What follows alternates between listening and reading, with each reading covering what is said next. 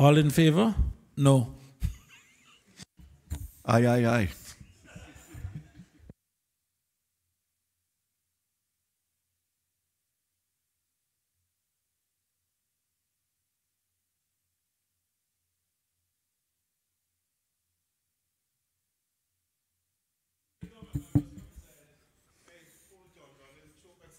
If there are no questions, I'll put the matter to a vote.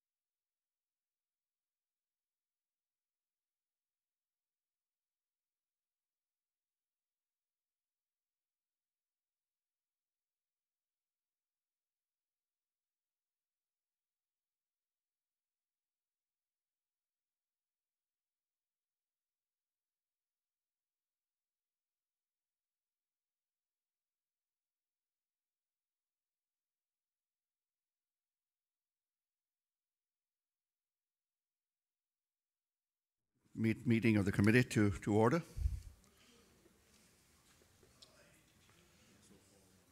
I do. Please be seated. She just begged me today not to do it anymore. That's what it did, put this on it. We are quorate, so we can proceed to do business, and hopefully this will be the last leg of our meeting for the day.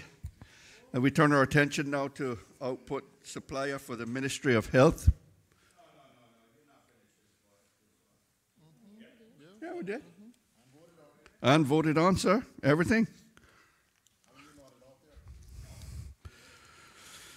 So, first on the list on the agenda for Ministry of Health is HES 1, Public Policy Advice and Ministerial Services for Health, Environment, Culture, and Housing, $205,000. Questions?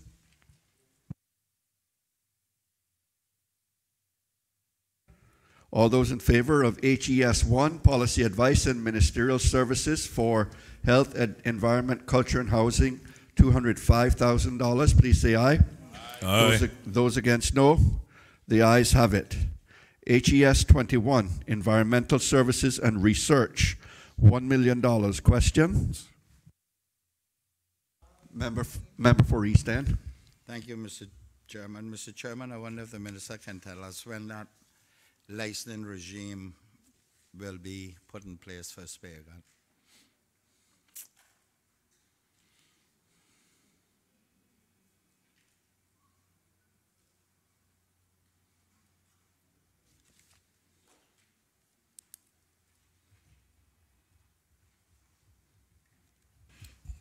Mr. Chair, through you, I'd like to advise the Honorable Minister from East End. I've been advised, member from East End, that this document is with the legal drafting department just this week. This has been through caucus and approved by cabinet already, and we're awaiting this to come back from the legal drafting. As soon as it comes back, then it would be put enforced. Is that, what's that though? Policy. The spear gun No. Policy, regulation, the rules, what?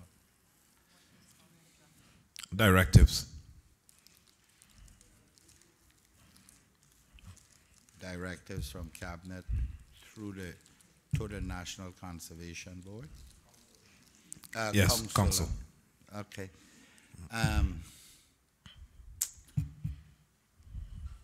I guess this somewhat, why was the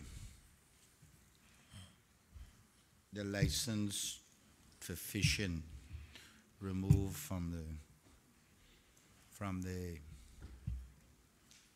marine conservation regulation? Huh?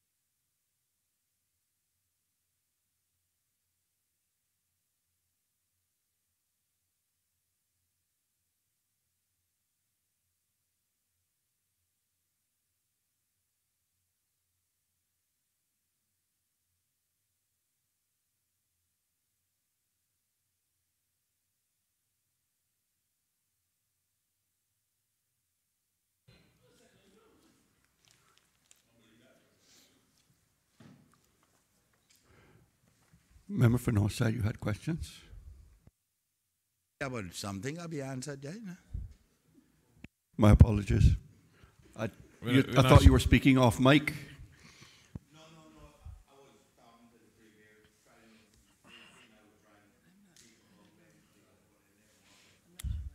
Mr. Chair, we're not sure what the question is.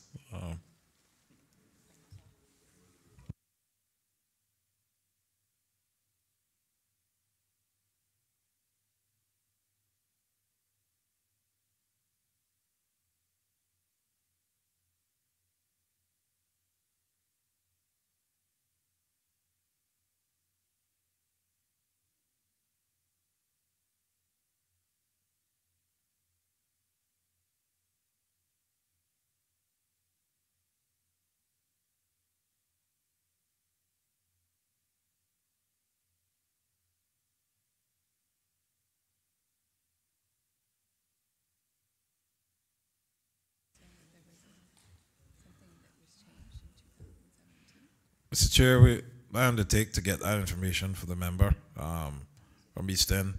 It's unclear at this time.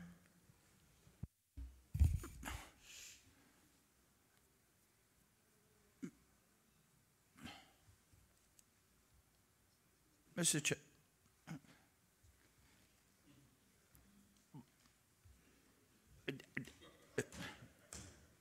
Didn't the regulations go through cabinet?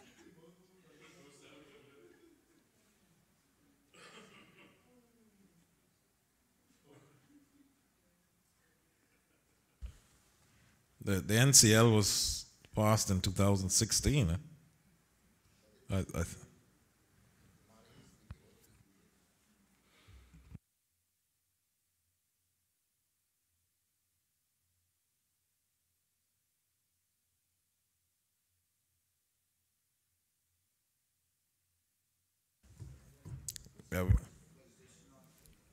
Mr. Chairman, if I may, was this subject not under the same ministry? From time that was 2013 that the National Conservation Law was done. October, no, something like that. August, October, somewhere in there. And then wasn't? That was Wayne now. But then the regulations, the marine marine parks regulation was done in 2018, I think, early in 2018 or 2000. No. It was in the regulations, the provisions for license, and we just revise the marine conservation, because remember, we didn't make a regulation for the conservation law, but the marine conservation regulation was in place until the new ones were made. We were using those. And the fishing provisions for fishing license, I think it was $150, was in place until recently, and I'm wondering why it was changed. Mr. Chairman, I recognize that there was a court case one time that one magistrate said that it was not enforceable because it was discriminatory. There has, as far as I understand, there has been subsequent opinions on it which says that it is enforceable. So I want to know what caused it to be taken out, because if there's anything destroying our marine environment, is the fact that people can do as they please.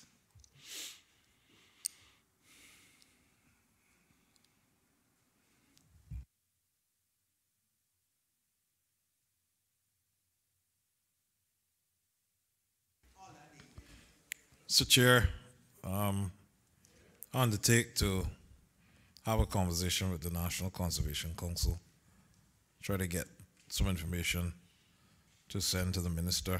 But sorry for the member to East End. Still calling the minister, but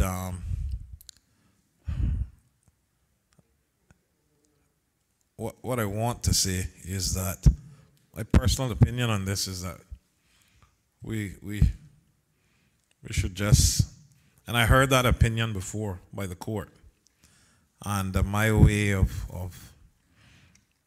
approaching the situation would be to automatically register every Caymanian, and if you're not Caymanian, then you would have to register to fish, or I mean, automatically the law would say all Caymanians are registered to get, well, yeah, but I guess. But I do have an appetite, is what I'm saying, to explore this area. Mr. Chairman, I'm glad my good friend has an appetite to explore it, because other people have appetite and they're killing the marine life, and we need to stop them. That's that appetite that we need to curb here now. And I appreciate that you got an appetite. That's the right direction, appetite going in, because it goes in the opposite direction for others. And my concern is the expansion, regardless of my persuasions, and I will not say that until we get on the floor, whether I agree with you in that regard or not, but you could expand them to Rivera Beach. I promise you that will help, because people are still going to take stuff. And I mean, when they take them little crabs off the iron shore, them little green crabs, you know. Oh boy. Anyway, okay. Member for Savannah.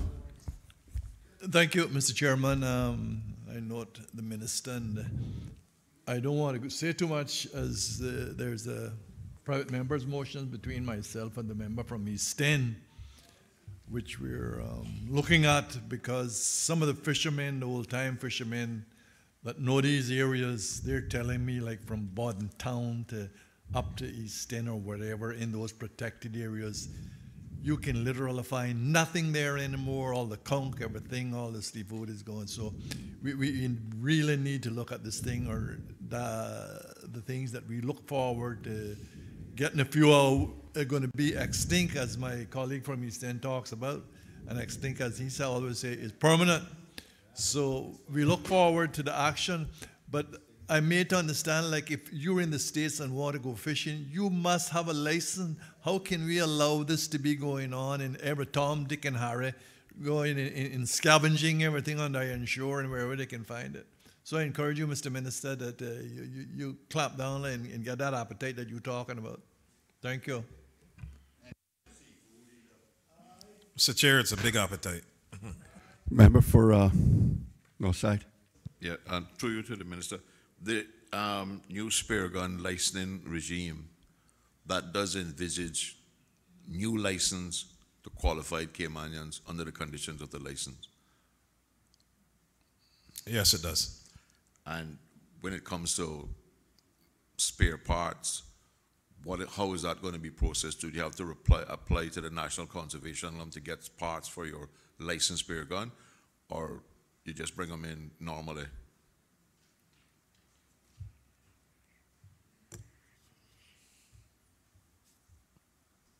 They will be working with customs to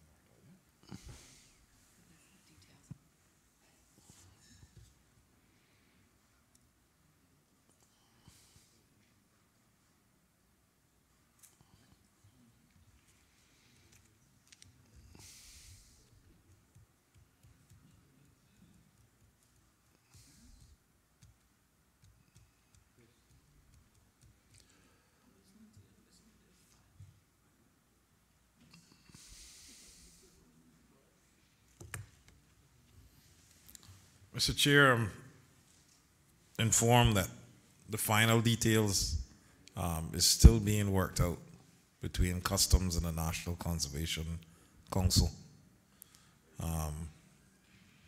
There was a plan in place, but it hasn't been confirmed by both entities as yet. With the greatest of respect, Mr. Minister, this is going on 3 years now, that this licensing regime was supposed to be put in place. I mean, I hope is this not a situation where the people who are supposed to put this regime in place, because they don't support the changes in the law, they are deliberately holding up this process? As it is 6 years, no, 3 years. You're right, no, but remember, that section wasn't brought in until a couple of years after the law was passed, I think. They held that back for a long time. I can inform the honorable opposition leader that one of the caveats for me in terms of moving this forward was that it had to be approved by cabinet that spear gun parts and access to, if you had a license, new spear guns would be something that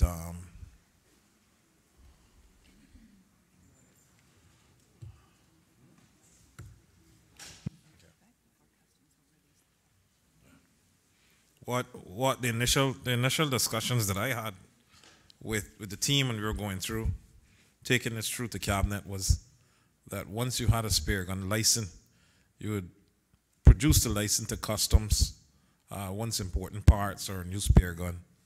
And this is what they're trying to finalize. I don't see any reason why it shouldn't remain that way, but it just had to be agreed between both parties.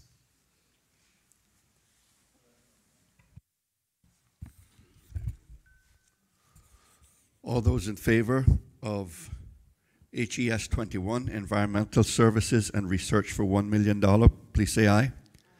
Those against, no. The ayes have it. NCF 8, National Festivals and Stage Productions, $100,000. Are there any questions?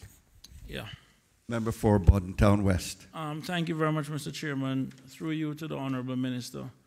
I noticed in the description it says to facilitate a 50-plus strong contingent of Caymanian artists, writers, actors, musicians, dancers, and academics to represent the Cayman Islands at Carrie Festa in Trinidad and Tobago. Just out of curiosity, the 50 persons who will be representing us, how are those people selected?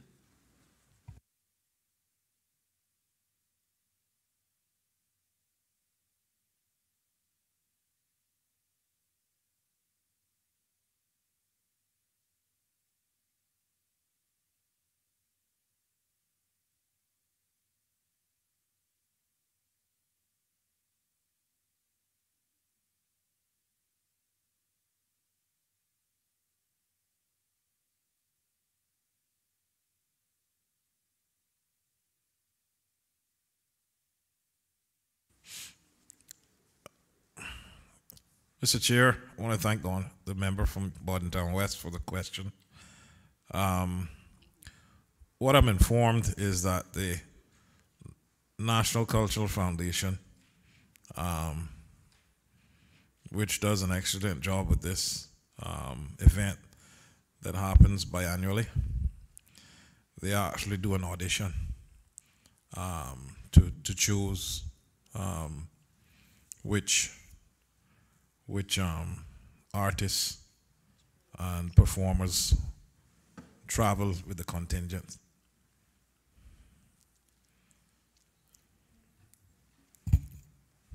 Member for East End. Mr. Chairman, if I may just ask, what about the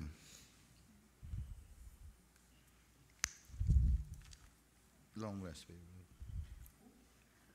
National Museum? The National Museum, aren't they involved in this? Because the Natural Cultural Foundation, it was the only one that was mentioned. Yeah, they work together. Well, the CNCF coordinates with everyone.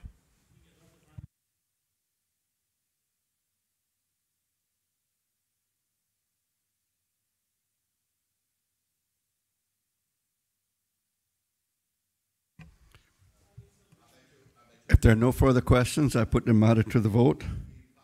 Those in favor of NCF 8, National Festivals and Stage Productions, $100,000, please say aye. Aye. Those against, no. The ayes have it. NDC 1, Policy, Prevention, Surveillance Research, Information, Monitoring, and Evaluation, $31,605. No questions? All those in favor of NDC 1, Policy, Prevention, Surveillance Research, Information, Monitoring, and Evaluation for $31,605, please say aye. Aye. Those against, no. The ayes have it. NGS 55, Tertiary Care at Local and Overseas Institutions, $11,341,827. Questions? Member for Northside. Through you, Mr. Chairman, just to ask if the minister has to hand what the spend for this vote was for 2018. Mr. Chair, the approximate spend was approximately $34 million.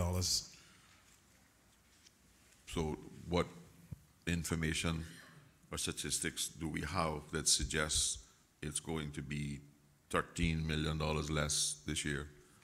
Or is there an intention to come back later for the other 13 to 15 million? That is the intent. It's not a budgeted figure, and we don't know the exact figure. And we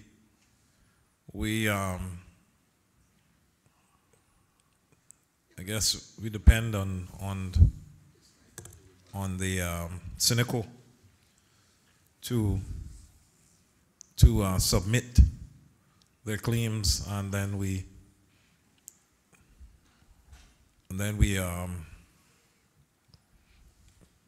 attempt to meet, which is something that I'm most uncomfortable with. The arrangement is why you hear my hesitation. And the government is avidly looking at ways to try to be able to budget better for this NGS 55, which seems to be growing. And we've been avidly working different avenues to try to curb this cost, or to try to be able to budget for this, because you don't know the actual number. That every year it's a different figure.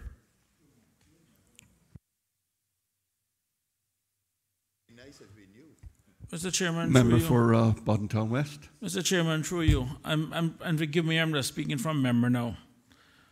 Last budget cycle, when we at first approved the numbers for NGS 55, I think it was around 10.8 million was the original figure. And since then, we had basically had two supplementaries. I think one for 8 million, one for 6 million. That took it up to about 25.4 million. And I think we did supplementary up until October. So I'm just trying to understand that for the last 2 months of the year, we put on almost extra 9-10 million from what it was that we approved up till October for supplementary on this one. The question in all of this, Mr. Chairman, through you to the Minister, is I know this is something that the Minister is concerned about, because he and I have had separate meetings on it, and I can say to the public that the government is looking at a solution in terms of trying to put in a capitated model. And considering that up to about maybe 3 years ago, the total spend on NGS 55 was probably around 16-17 million. Now we're talking about twice that amount in such a short period of time. We can't continue like this. So the question in all of this is, where are we with regards to getting that capitated model in place? Because this is definitely now unsustainable. And bearing in mind, there's another vote, which is the HSA care, which is a complete different money again. So that's really the question.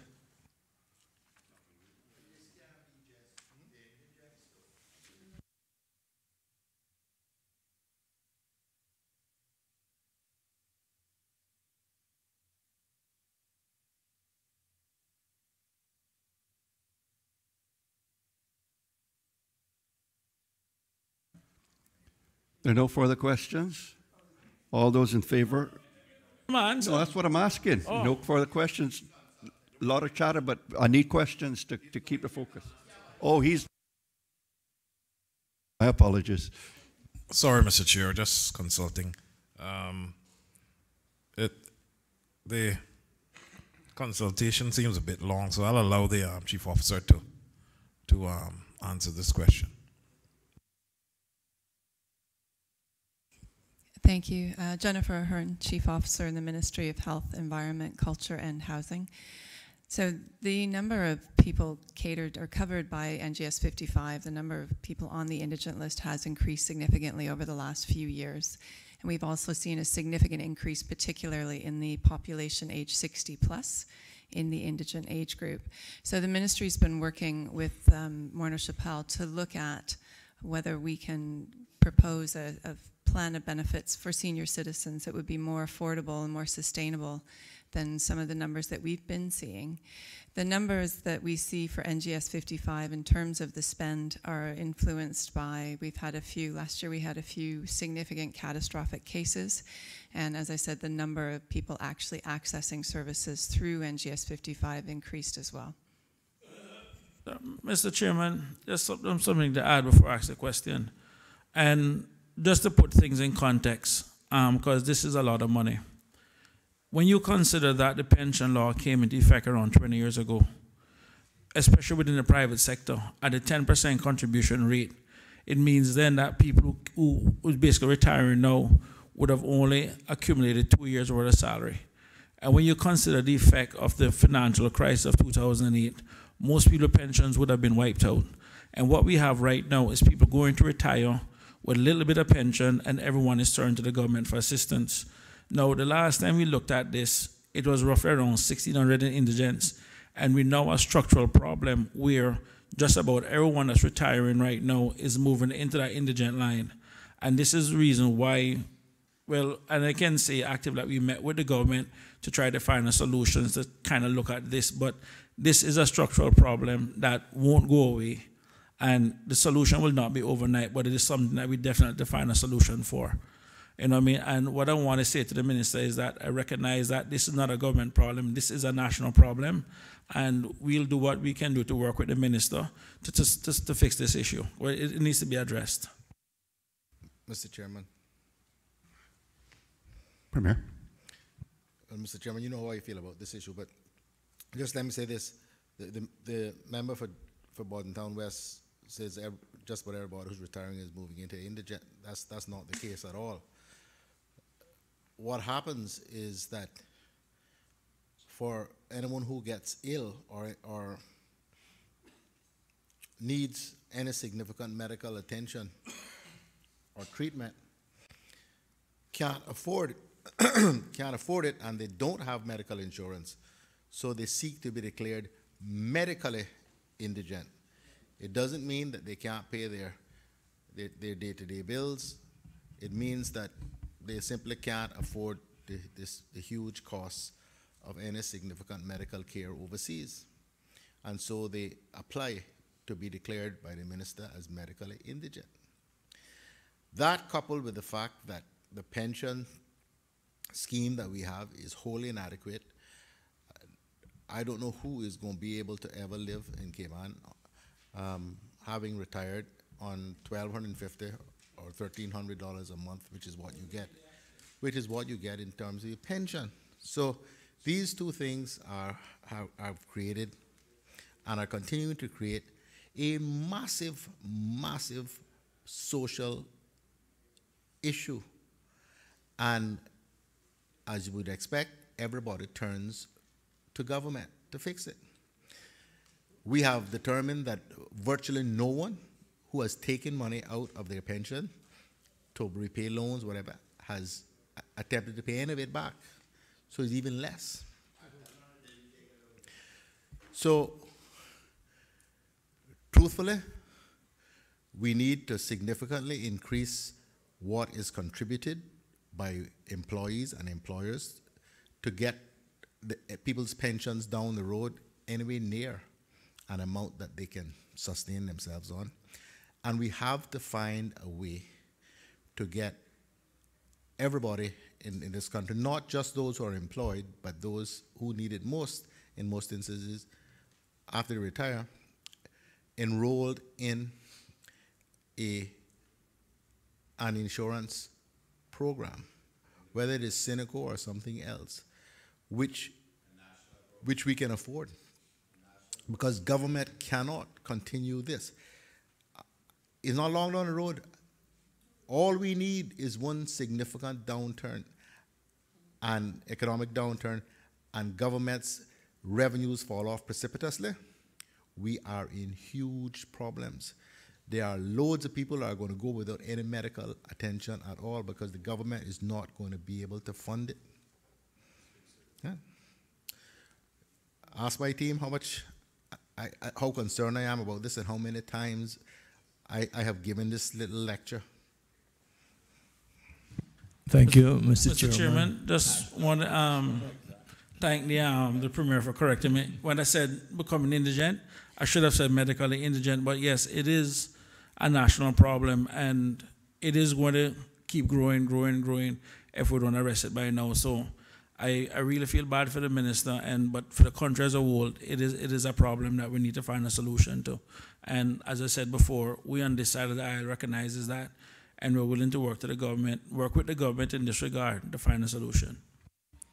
Mr. Chair, sorry. Minister. I want to thank the Premier for that, but what I want to say is that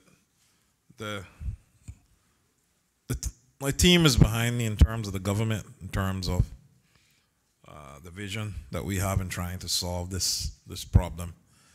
Right now, it's with the ministry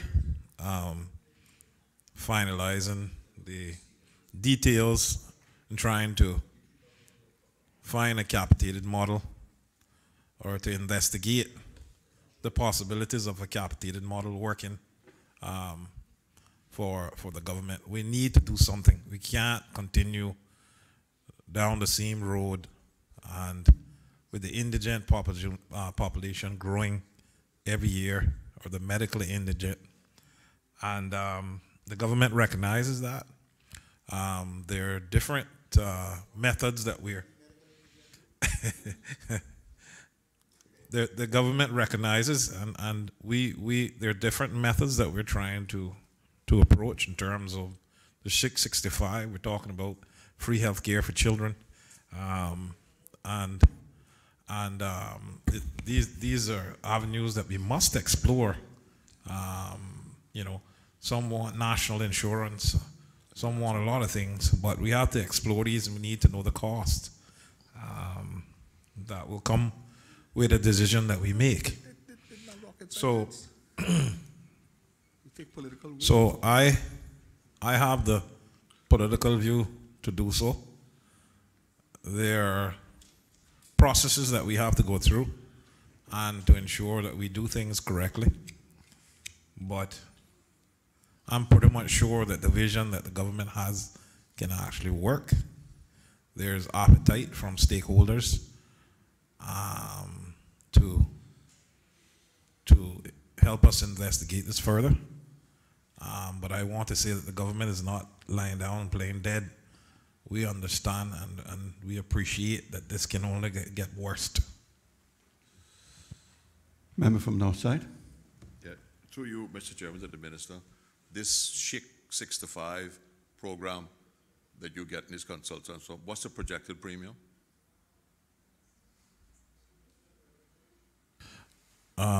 Mr. Chair, the projected premium would be the premium that caucus is happy moving forward with.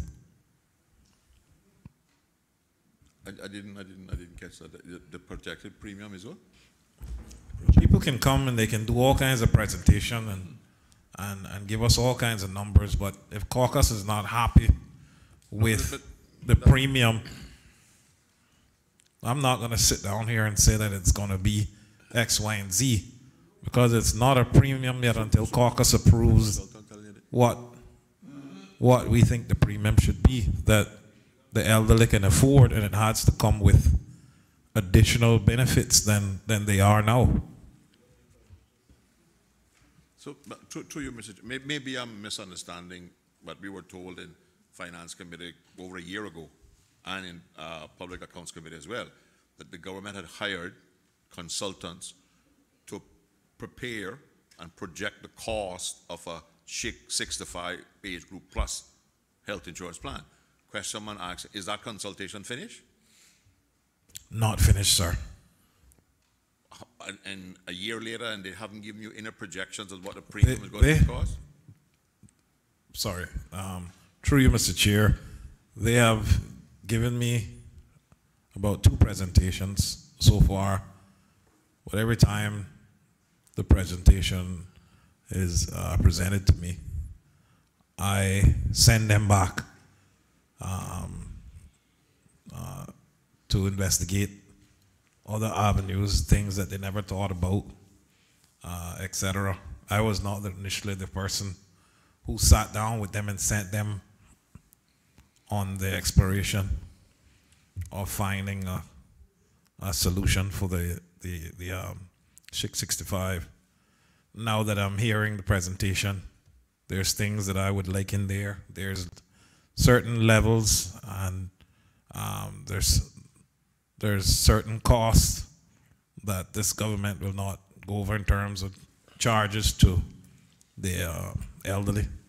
And I mean, let's take for instance, a person 65 and over doesn't need maternal coverage. So there are things that can be taken out. So I'm just saying that the regular policies that they're selling now, you know, we want to ensure that it is specific to the age group. And there are things that they came forward with that I wasn't really too comfortable with. So I sent them back seeking more information. So they have presented some stuff. It's some stuff that the government would never approve. So we sent them back for additional considerations. Mr. Chairman,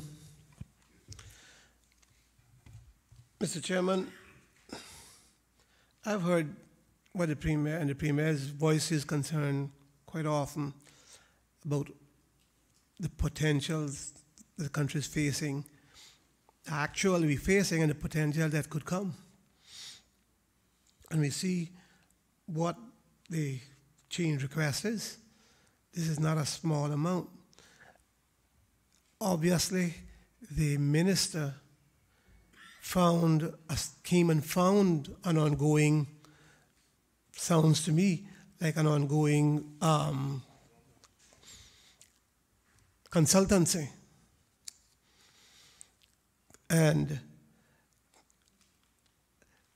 I'm not hearing just how far the reach is explained a lot and telling us how he has, what the problems he's finding. But I'm wondering whether the chief officer with the minister can sit with us at some point and tell us exactly what the proposals are so far, because it has been going on for some time, and the cost is obviously there. I mean, every one of us as a representative gets complaints, get requests for people who's not satisfied on local care and seeking tertiary level care elsewhere. I'm inundated with that practically every week. And for reasons that most of the people have pointed out, we're getting an aging, retiring population that just don't have it. So when are we going to get to the end of knowing what is being proposed? And so some decisions by government, or when government will be able to make some decisions and come to the end of it, which we know is not going to be an easy one. Not acceptable to members, not likely to be acceptable, more than likely not acceptable by the public, because it's going to entail increases in costs. I'm wondering if the minister can say where they're at with this matter of referred for treatment to other local institutions, to either Christopher Tomlinson or to Dr. Shetties, because that's some of the complaints that we hear, that they're just not sending, and bear in mind that over the years, a big reluctance has been on Caymanians to accept the answers or the prognosis that they've been given at the local institutions, so they look for overseas. Plenty people comes to the representative with that situation. Well, I don't want to go to Jamaica. I don't want to go to, I don't want to go locally. I don't want to go Cuba. And so, I want. And the fact is that our public that votes for us, it is them. If it's their eye care, it is their sight. It is them. We can sit down and say, we don't want to cost more, but at the same time, public is saying, I haven't gotten good care here, and so I need to get from here to Bascom Palmer. And a lot of this we find, and then it's not happening. It's just not happening. So where is the ministry on the matter of going to shelters, for instance, and say what we like, but a tremendous amount of confidence is in that institution. And so, but more and more we hear people saying, well, they can't get the permission to go for whatever reasons, I don't know. I don't know all the reasons. But as an elected representative, people, as I said, every week there's a case or two. Mr. Chair, I'll allow the Chief Officer to answer. Thank you, Mr. Chair. I believe there were two questions, one regarding the work on the SHIC 65 and one regarding the referrals for non-HSA care. So the work that the consultants have done on the SHIC 65 involved looking at the claims history for the population with that, in that age cohort, which they got from the approved insurance companies. They also did a public survey, and I believe they had over 800 responses asking people to provide their input regarding what benefits they would be looking for in their insurance plan, what kind of insurance they had now, and what tolerance there was to look at increased premiums.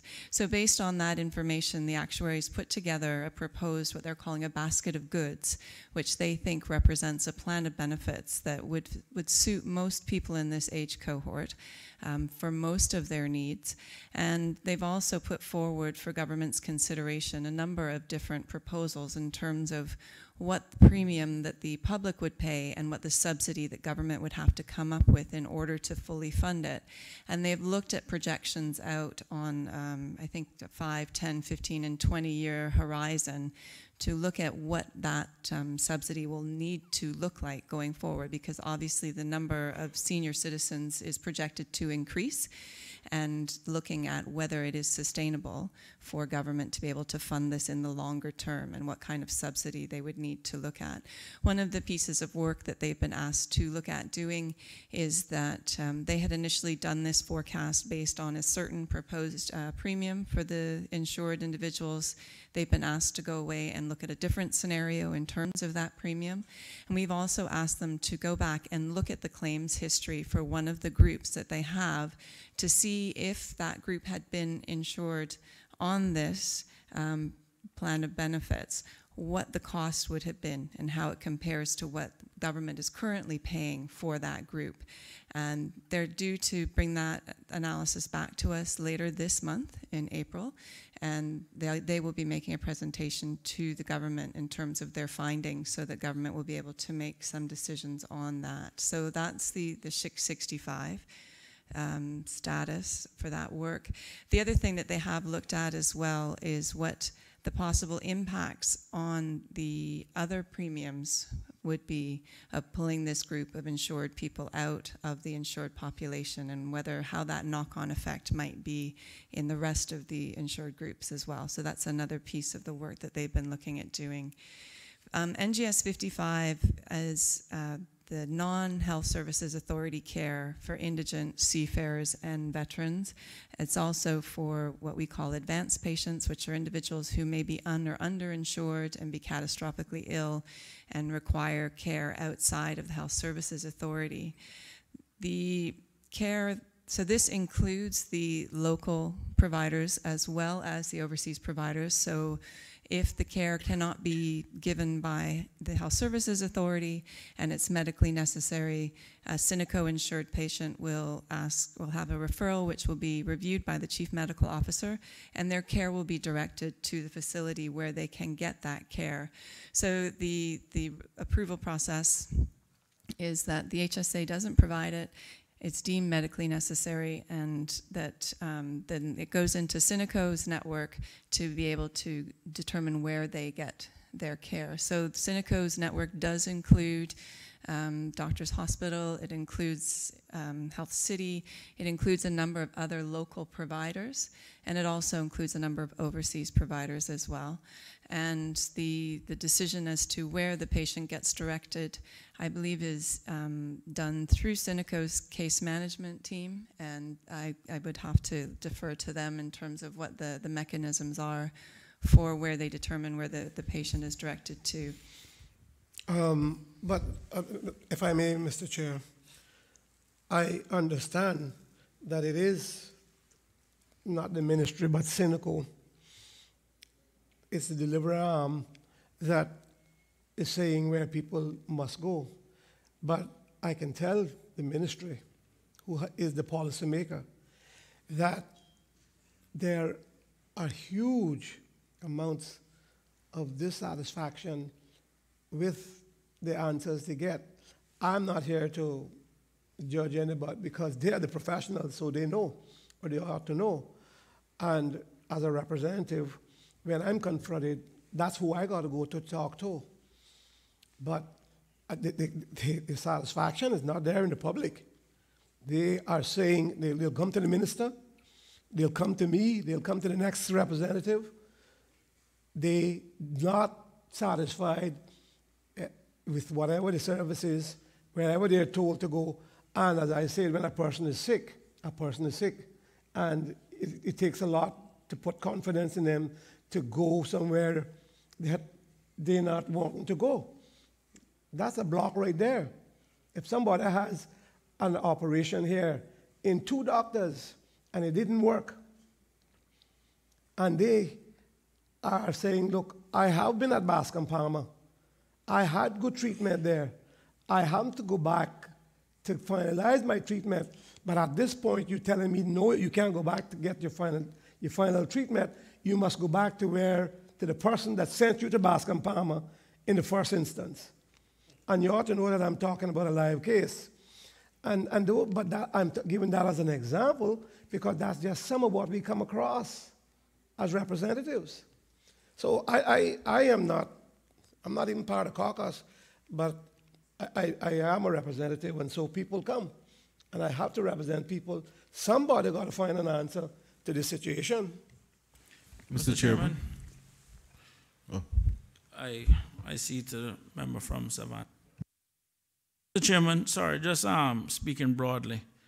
And I'm trying to get a better understanding of the SHIC 65. And just speaking very broadly, we have a working population of roughly around 44,000.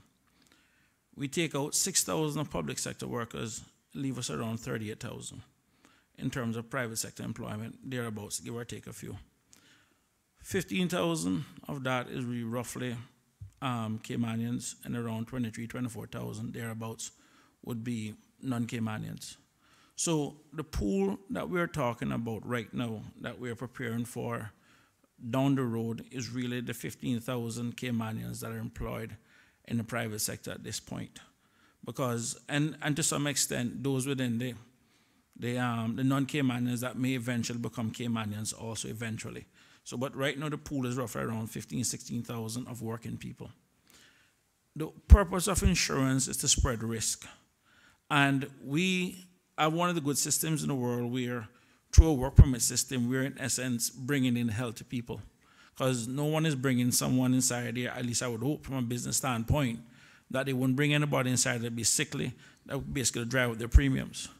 And we're excluding a pool of people that eventually that we're bringing in young and healthy to some extent, and we're leaving the risk. And this is the challenge that we have had with government to begin with, where we allowed the private sector insurance companies to, in essence, cherry pick. And then those who are high risk are left with Synico. So, or we're going through the whole Synico plan. So we have already started off a system where the risk is already unfairly towards the government to cover those employees. Because while we made health care mandatory for people to have it, we never made it for them to sell it to us. So the government stepped in with Synico. And what we need to find now is a model that allows us to spread the risk as much as we can. One of the things that I remember taking away from the budget meeting was based on Cineco's own calculation. We found out that the public servants were actually subsidizing people from the private sector, because the true premium for a person 65 and older in terms of health insurance is around $1,400 a month. Well, we have a pension law that allows them to draw a maximum of $1,080 a month. So automatically right there, the pension that you're drawing right now can't even cover the true cost of health insurance. So we already know what that cost is. So I say all of this to say is that while it's good that we're looking at something for the elderly, the bottom line is that risk still need to be spread to the healthier people, the younger people, who will eventually one day will want that same thing extended to them. So, and this is what I'm saying, that we need to start looking at expanding the risk pool as opposed to just limiting to what it is, because when you factor in now, the other HSA care for indigents, we're talking close to $50 million, if not more. Over a 10-year period, that's $500 million that no one while they were working have set aside or have given to the government to take care of them at this point. And that's the reason why we need to expand this. So I know we're not going to find a solution here today, but at least this is, people need to understand that this is the structural problem that we're working with right now. Member for Newlands. Thank you, Mr. Chairman. Mr. Chairman, I actually was going to go down that road as well, because I heard the minister or the chief officer talk about sort of pulling out the 65-year-olds and having a plan specifically for them. But what that is going to do, the law of averages is going to work against you, because their health care is going to be a lot more expensive than a younger person. Are we at the same time that we're looking at that? Because I think inevitably you're going to reach a point where caucus will have to make a decision and say, yes, we don't want the premium to be higher than X. And unfortunately, that is going to be more an emotional decision than a financial one. And the premium is not going to fit the financial solution that you put forward. Okay, it's not going to make sense. Is anyone looking in tandem with this 665, also looking at what the member from Bordentown West talked about, which is, you know, spreading your risks, having a national plan rather than just having a plan where you pull out one age group and say, well, you know, let's try and do something for them? Because as much as I would like to see it work, basic mathematics and science tells me it probably sounds good, but I don't know if it's going to work. You're going to find the law of averages is going to work against you, as much as your good intentions try to do.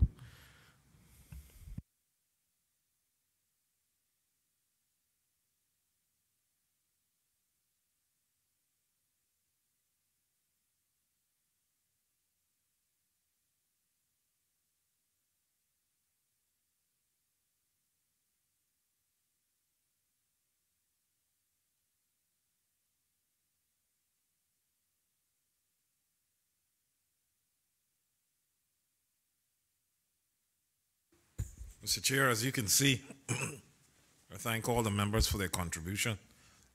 It's no easy fix, and we have to keep investigating the best way forward, and that we intend to do. And I really thank the members for their contribution and their support, or their intended support also, in terms of us as a country trying to find a solution for this problem that will not go away. So I want the members to feel comfortable in knowing that the government is not comfortable with the way and the direction that this is moving in, and we need to find a way forward. We have some suggestions. The 665 is an investigation, as all government should do, investigate areas to see if that's an area we want to go into and make a decision.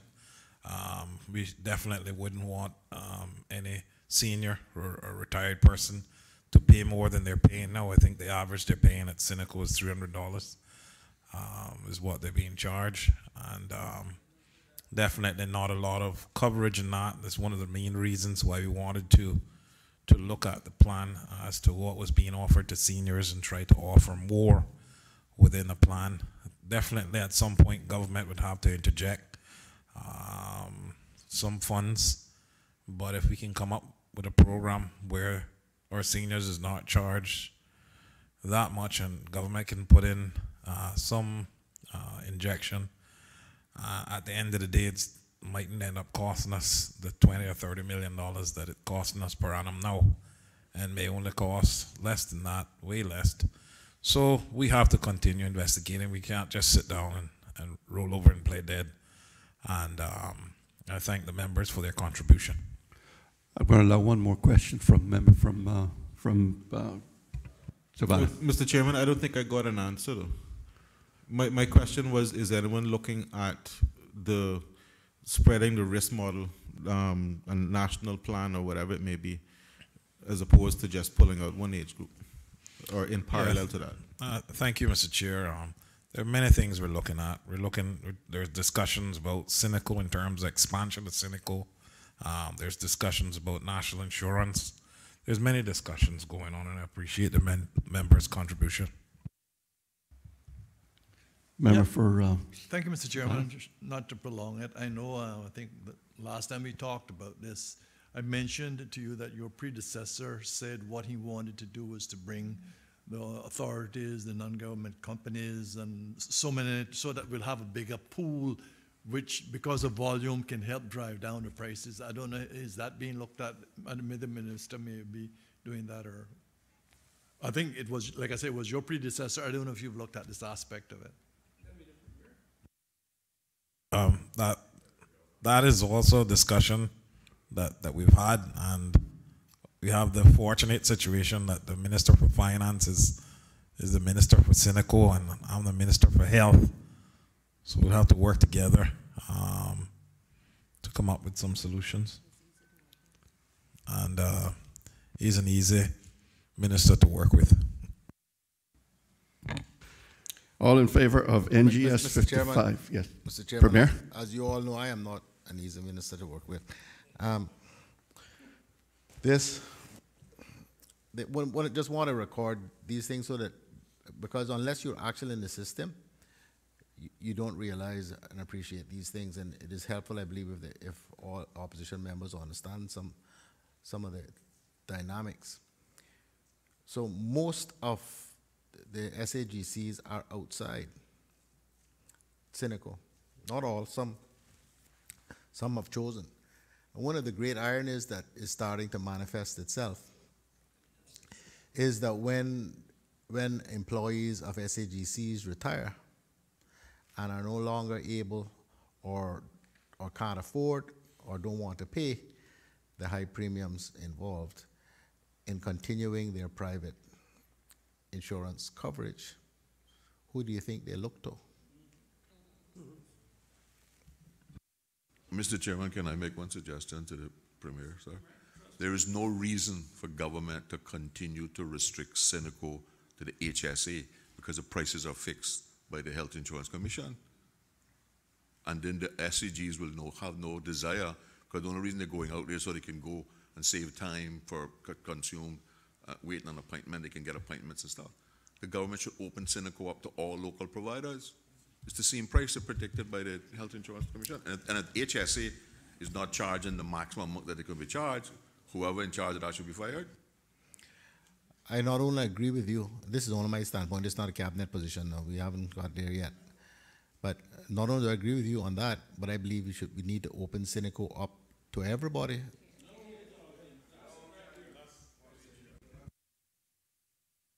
Mr. Chairman, if we had a national premium of $250 per person for health insurance per month, you're looking at close to $200 million in revenue a year. Mr. Chairman, I just want to expand on what the Honorable Premier said, which is exactly what is needed, because let me tell you that the problem in the private sector is that when people reach a certain age and they want to change jobs, because they have pre-existing conditions and other stuff, they're basically being denied health coverage. So if they have their own health insurance coverage that they can walk with just by being Cynical, don't care where they go, then that can work. So I didn't want to say it, but since the Premier said it, and he did say it was his personal opinion, it's something I also endorse. Thank you. Okay, members, I'm going to put this to the vote now for NGS 55, tertiary care at local and overseas institutions, $11,341,827. All in favor, please say aye. Aye. Those against, no. Ayes have it. TP 73, other health and cultural program assistance, $280,000. Are there any questions? Yes, Mr. Chairman. Go ahead. Member for Newlands. Could the minister just give a little overview of what this exactly entails? Minister. Mr. Chair, what I really want to say is that this TP, although it's a TP, which is at the minister's pleasure, when I got there at the ministry, there's a lot of recurring obligations, and it was almost exhausted, and there's not a lot that you can do in terms of trying to expand culture, in terms of arts and culture, in terms of giving our artists and artisans exposure internationally, you know, purchasing local art as so badly needed by the museum, by the National Gallery. There's increased demands, too many, a lot we have to turn down every year. In fact, this TP, I must admit, it's not even, this TP is not even, it's probably not even 10% of what it used to be. So I don't know why the last minister never really paid a lot of attention to this TP, which is most important to culture. But I definitely, when I went there, I saw many areas that were not being funded properly in terms of music, in terms of arts, culture, and theater. And I just think that arts and culture deserve more attention if we're talking about preservation. And mainly it's to invest more in, like, some of the things that you, the member from Newlands, contact me about. Those are the kind of things, persons with great potential that we need to get our Caymanians on the international scene, for them to be seen and heard and to have opportunities. And this is some of my vision. Thank you, Mr. Chairman. That's where I was going. I was about to ask the minister if he really thought this was enough, because by my estimation and based on my experience, I don't think it's anywhere near what it should be. And we have to shy away from, we can't shy away from investing in these things because they're culturally significant, and based on what I see as, you know, attacks on our culture and heritage coming blatantly now from everywhere. I think we need to invest more in culture and heritage, and we shouldn't be ashamed to do it. This amount here is nowhere near what it should be. And Mr. Chair, I thank the member because, as I said, most of the funds, the 200,000 that was there, is pretty much committed, and there's no wiggle room for me to work with. And I agree, and I must confess that it was $1.1 million that was there in the TP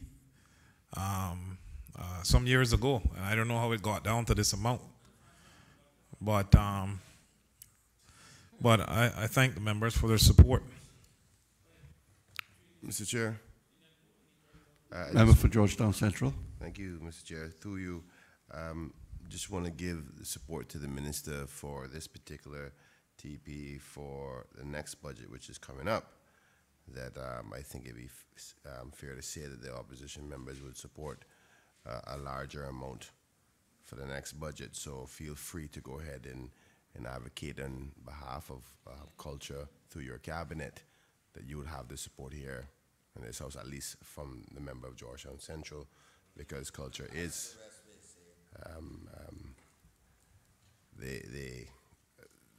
culture is a very important part to our society. So you would have my full support for at least a 50% more increase to $1 million back to where it once was. Thank you, Mr. Chair. All right, I thank you, Mr. Chair. There's lots of things that us and the Minister of Culture wants to do district-wide. There's a lot that should be happening. You know, things such as, you know, going in districts and trying to find distinct things. Each district has something unique and distinct about each district. Some districts didn't even know what other districts did. And we need to be able to record these things and to have them so that our children coming along can know, you know, what their forefathers done and the things they used to do. And we really are not paying. Well, we're trying now. We're edging away. And one of the things that I deemed when I got in there and told the chief officer, this culture budget is not good enough. We need to be able to do things for our people. This vote is for our people. All those in favor of TP 73, Other Health and Cultural Program Assistance, $280,000, please say aye. Aye. Those against, no. The ayes have it. OE 105, Settlement of Cases, $200,000. Are there any questions? All in favor of OE 1? Mr. Chairman, can Go right ahead, find sir. out exactly what this settlement was? Okay. Minister? For what? Question was, could we find out what this is for? But that was paid. This is the final payment for, remain nameless, in a negligent case.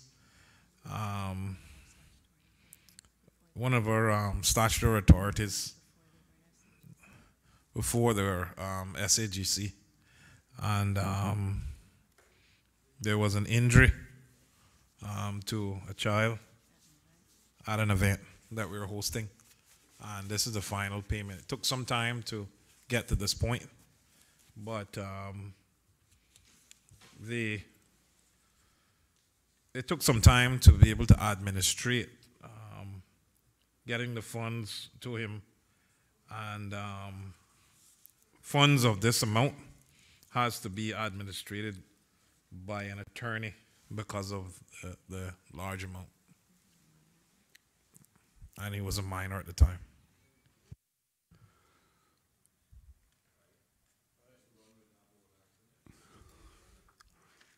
All those in favor of OE 105, Settlement of Cases, $200,000, please say aye. Aye. Those against, no. The ayes have it. EI 29, Health Services Authority, $355,173. Questions? Member for Georgetown Central. Thank you, Mr. Chair. Through you, Mr. Chair, to the Minister, can we just get an update on the circumstances around the security guards? I know that they had a bit of a... Well, boy, if that's the case, there's a lot of questions that was been filed that I've heard asked in here. So if that's what we're doing, let me know so I can stop some other questions as well. But if the minister feels better off dealing with it in a PQ, I'll be happy to leave it till then.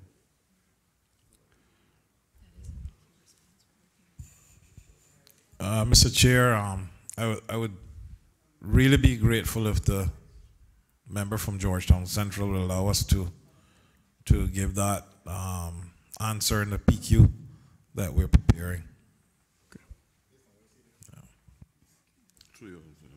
Member for Northside. Yeah, to you too, Mr. Chairman.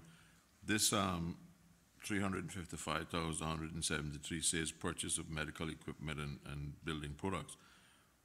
That's what the overspending on it wasn't. This is not a situation where it had anything to do with salaries or COLA or anything that were not authorized. No, this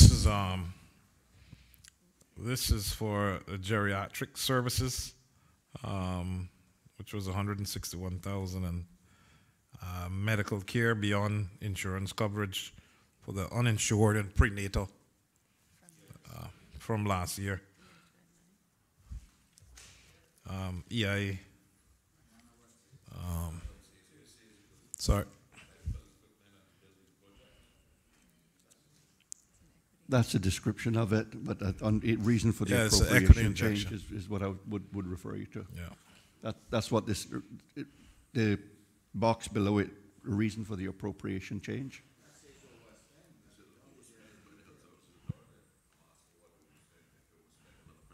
Okay, yeah.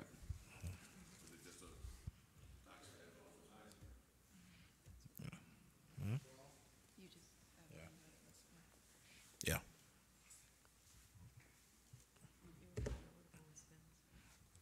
For what I just mentioned. Yeah. Mr. Chairman, you really got to do something about the description not matching the.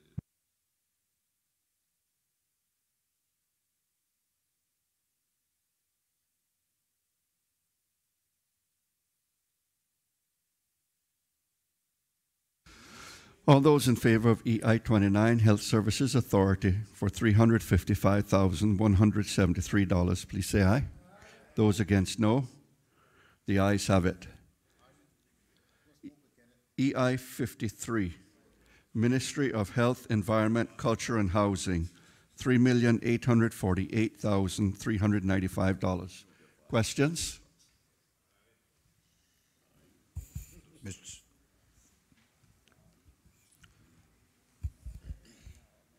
Member Freestan? Mr. Chairman, can the minister tell us how many garbage trucks we're proposing to purchase here?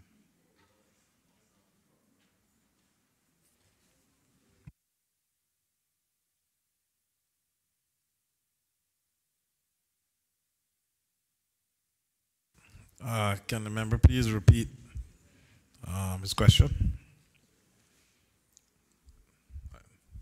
Was conversing. How many garbage trucks are we proposing to purchase?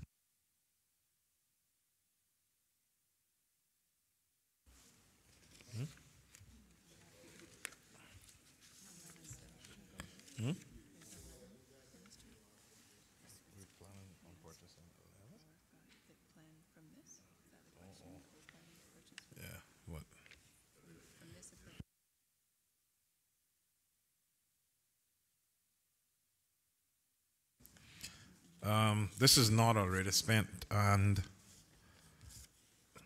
what is proposed at this time is 4 25-yard residential rear loaders, 1 11-yard residential rear loaders, rear loader, 3 40-yard front-end loader garbage trucks, 1 grapple truck, 2 roll-on, roll-off, hook lifts, landfill, 1 water truck with aluminum or heavy-duty plastic tank. You need a flatbed also for lift for litter collection. And there's medical waste box trucks, 2, and 1 mechanic service truck,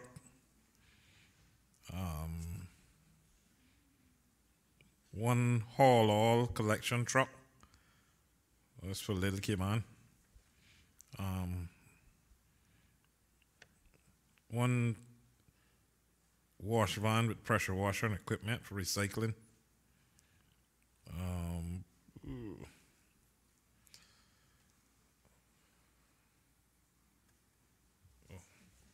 Okay, yeah. Yes, I think that's it.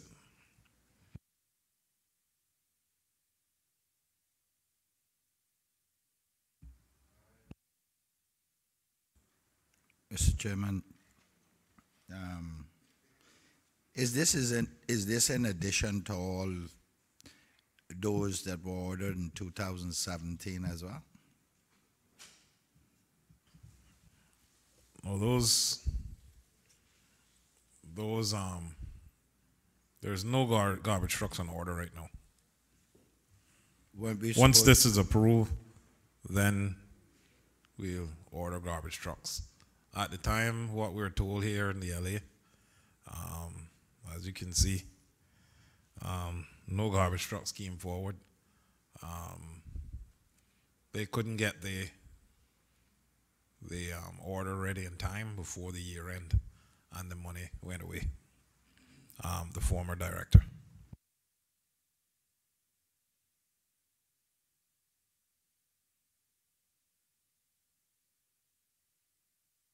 And what are the leads? Do you know the lead times on these garbage trucks nowadays? Well, it's the reason why we want to get this approved now. So we think the lead time is 6 months, and that's what I've been reliably informed. And we're quite comfortable that if we get as quick a clock as we get this approved, I guess there's 8 months left in the year, so we should get it in time. And we're trying to ensure that our efforts this year is earlier than we did last year, because we took a stab at this again last year, and the funds again ran out because of the time, procurement, etc. So this is the longest amount of time that we've been, lead time that we'd had to be able to purchase before year end, and I'm quite comfortable that we're going to achieve what we set out here. I wish you luck, Minister, but in October 2017, when I tell you it was 6 months, you told me this was a new regime. You will have them here by the 31st December. You remember that? It has always been 6 months. I was mistaken. Optimistic and advised incorrectly. No optimistic with that, not 6 weeks. All those in favor of EI 53, Ministry of Health, Environment, Culture and Housing, $3,848,395, please say aye. Those against, no. The ayes have it. EI 65, Ministry of Health, Environment, Culture and Housing, $3,803. Cineco, $3,803,000. Any questions? Aye. If there are no questions, all those in favor of EI 65, Ministry of Health, Environment, Culture and Housing, Cineco, for $3,803,000, please say aye. Aye. Those against, no. The ayes have it. EI 23, Cayman Islands National Museum, for $115,000. Any questions? Quick question, Mr. Chairman. Member for Newlands. This reason given is to facilitate the replacement of the roof of the Cayman Islands National Museum. There are a lot of valuable artifacts in there. What is the plan during the reconstruction of the roof to keep them safe? Huh? Yeah, Mr. Chair, it was so urgent that they had to start to ensure, as the member correctly asked, valuable items in there. So it's covered properly and secured. A lot of the rafters are seen to be crystallized. All in favor of EI 23, Cayman Islands National Museum, $115,000, please say aye. Those against, no. The ayes have it. That concludes the appropriations to the Ministry for Health, Environment, Culture and Housing.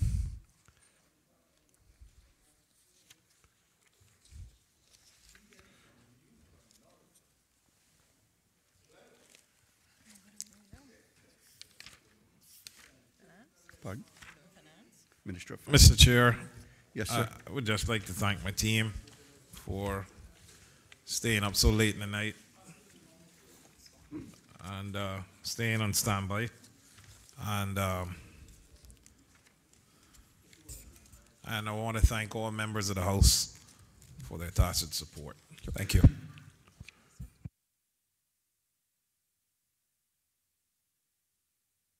Okay, we're now going to turn our attention to the Ministry of Finance and Economic Development. And since I'm sitting in the chair, I will ask my Deputy Chief Officer or Senior Assistant Financial Secretary to deal with any questions you may have. Mr. Chair, I suggest a block vote.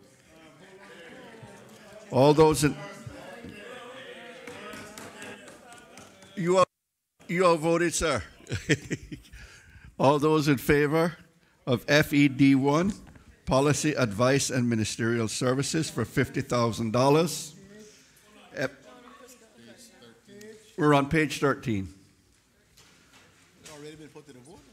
FED10, National Mail Service, $100,000. OE27, Past Service Pension Liability Payment, $4 million. OE110, General Insurance, $500,000. OE118, Increase in Health Service Insurance Premiums for Civil Servants. Mr. Chairman, hold on. We're not doing a block. That request for a block vote didn't have majority support over here. We start them 1-1, sorry. Is everyone in favor of where we are right now? No, I sir, understand start over. OE118. There are questions. Back to the beginning. I really thought I was making some progress this evening. Chairman, I can guarantee you that our confidence in your team has not diminished. We just want to understand certain things. Okay, well, let's take FED1, let's Policy start it. Advice and Ministerial Aye. Services. All in favor, please say aye. Any against? No? The ayes have it. For FED10, National Mail Service, $100,000. All in favor, please say Mr. aye. Chairman. Quick, Mr. Chairman. Okay. Can we get an explanation as to why the customs, the little custom office at the airport, post office, that you go to clear packages and so on, why does that close earlier than the actual post office?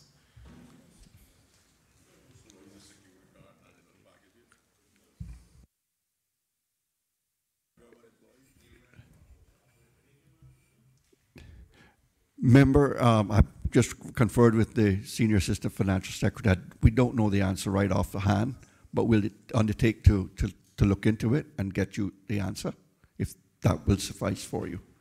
Yeah, I mean, my concern is that people go there and are inconvenienced because they can't clear packages. Yeah, no, I understand the repercussions of it as well. Okay. So we'll undertake to get that information for you. All in favor of FED1, if there are no more questions. All in favor, National Mail Service for $100,000, please say aye. Those against, no. The ayes have it. OE27, Past Service Pension Liability Payment, $4 million. Any questions? All in favor of OE27, Past Pension Service Liability Payment for $4 million, please say aye. Those against, no. The ayes have it. OE110, General Insurance for $500,000. All in favor of OE110 for General Insurance for $500,000, please say aye. I just have one question.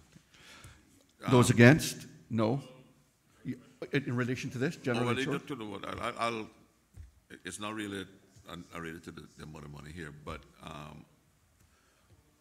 we've ran into a problem with using some of government facilities where some people, particularly the education department, are telling people that in order to use the facilities, they have to provide public liability insurance. And certainly government already has public liability insurance on these buildings, and that's not a cheap thing to do. So I just want to find out what the policy is so that we can get it sorted out for the people that use them.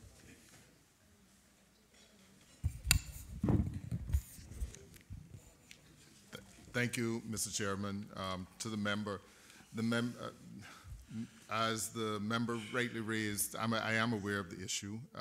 We have raised the matter with the agencies concerned. The government does have in place public liability insurance to cover all government properties, including the town halls and school halls, etc.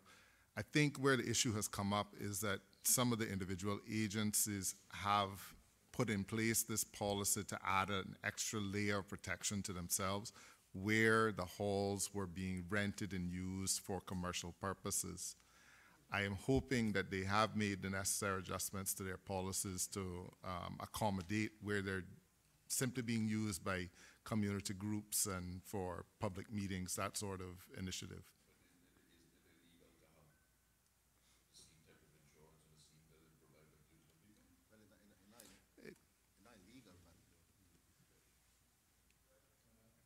Mr. Chairman, it wouldn't be illegal, but if they are, well, yeah, especially if there are two different entities, in other words, involved. But I think more broadly, I think it is wrong for a government agency to insist that a member of the public or a public entity or body or whatever using government facilities must themselves provide public liability insurance when government is already doing it. These are public buildings paid for by the public, maintained by public funds. If they're going to be used for commercial purposes, first the agency has to take a decision that that's appropriate. And if they decide it's appropriate and permissible, then they should charge the requisite fee. But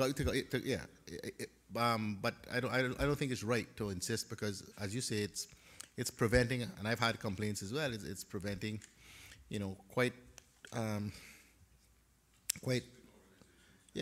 appropriate entities and members of the public from having the benefit of using public facilities, which, as I say, are paid for by public funds. Mr. Chairman, just so that just recently I've had to talk to one entity about it, because the church, a church, and you can't say that's commercial purposes, and government was being paid for the rental, and they charged them, they told them they had to get the public liability.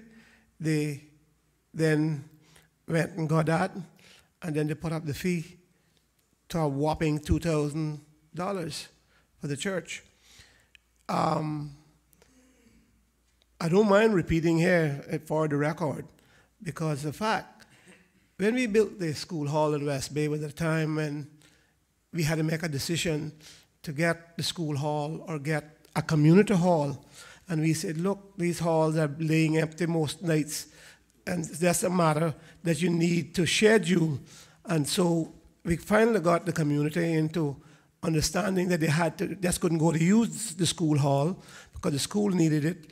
And so we got them used to scheduling. But I think one of the problems is that a new body was created in government, and that person or office then, seems to me, took it upon themselves to put these fees and regulations in place. When I go to use the town hall, the school hall, they tell me, you got to pay $500. And I say, well, I don't know which McKeever Bush you're talking to, but it's not this one. I ain't paying it.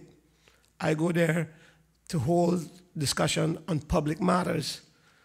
And in the records of this house, you will find that we said in West Bay we could not afford to build two halls that would virtually lie empty in the evenings and days as well, some days.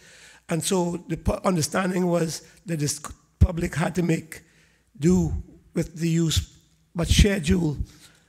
Now this new office has been created, and I think it's something to do with facilities, as far as I can understand. And therefore, all these things has come up. It's not conducive to servicing the community. I would not go any further because I've already spoken to the appropriate entity regards thereto. But it would be good for those entities to understand from this body that that's not the direction we want to go in. If it is a community hall, it's a community hall. We know we got electricity. We know we got to cope with, and so there might be some cost for that. But some of these costs are very expensive, Mr. Chair, just want to add to that. Just had the young under 12 Borden Town netball group. About 2 weeks ago, they had an event just past Saturday, and they came upon this surprise of having to get liability insurance, and we had to try to find a provider that would actually give them liability insurance, and then they had to go and find a business license. They had to get a business license, and they were all frazzled about this. They're trying to raise funds to travel, and then they had to try to come up with all this cost. So guess where it's going to come from then? And I'm telling you that liability insurance is not easy to find, and most insurance companies only do business. They will only give you liability insurance if you have a business license. And not only that, if they're unfamiliar with you, you will not get that liability insurance unless you have a business or some other business with them as an insurance company. So it's very concerning, and we need to find a fix for it.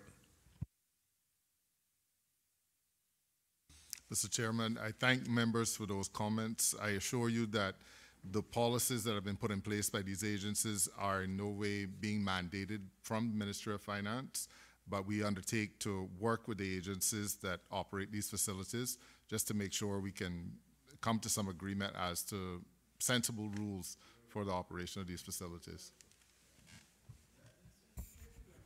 All those in favor of OE 110 for general insurance, $500,000, please say aye. Aye. Those against, no.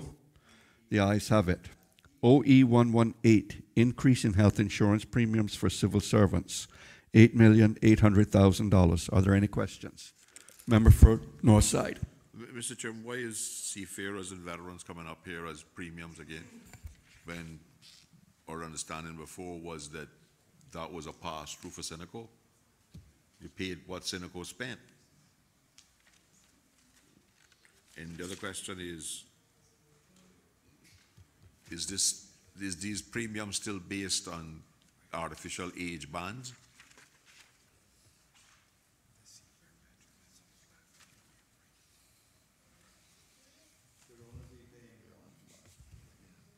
If we paying them direct, we shouldn't be paying insurance from. If we paying insurance, we should be paying them direct.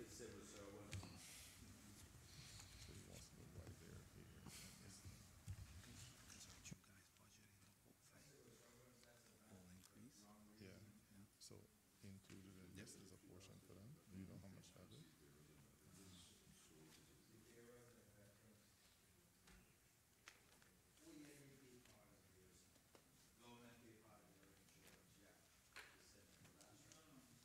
So this would be.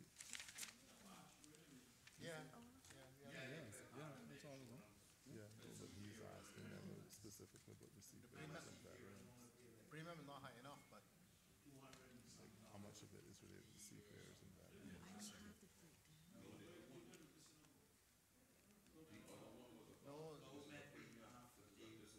Seneco is not a pass-through. Yeah. This is premium. This is premium. Right. The other one is what they call an equity injection. It's 1.8 of that.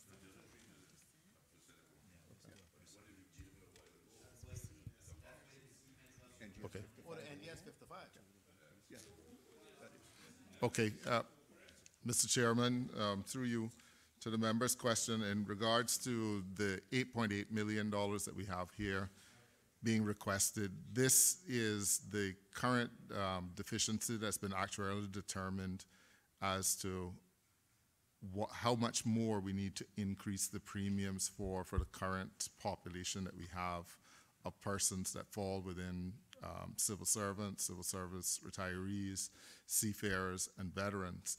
Now, specifically as it comes to seafarers and veterans grouping, this, of the 8.8 million, approximately just over 1 million, about 10%, sorry, of the 8 million relates to the Seafarers and Veterans Group, and this is for the monthly health insurance that's paid for by the government on behalf of these persons and provides them with local health insurance coverage.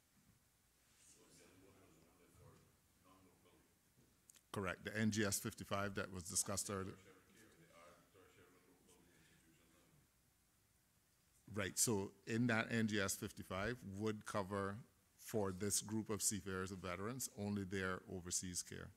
And tertiary, like health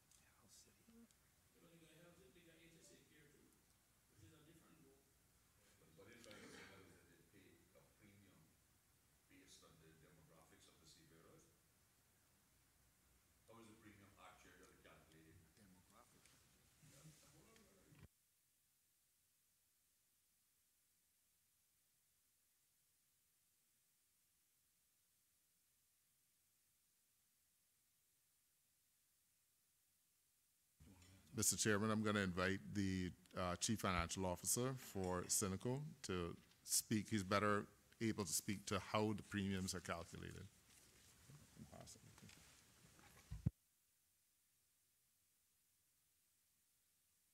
Thank you, Mr. Chair, through you.